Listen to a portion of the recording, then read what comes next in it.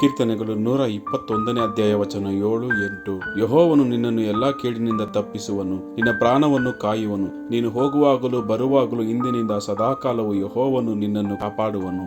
Psalms chapter 121 verse 7-8. The Lord will keep you from all harm. He will watch over your life. The Lord will watch over your coming and going both now and forevermore. भजन संहिता अध्याय 121 वचन 7 और 8।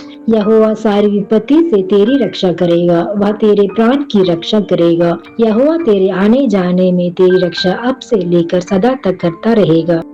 சங்கீதம் 121 அதிகாரம் 7-8 வசனங்கள். கர்த்தர் உன்னை எல்லா தீங்குக்கும் விலக்கி காப்பார், அவர் உன் ஆத்துமாவை காப்பார். கர்த்தர் உன் போக்கையும் உன் வரத்தையும் எதிர்முதற் கொண்டு என்றென்றைக்கும் காப்பார்.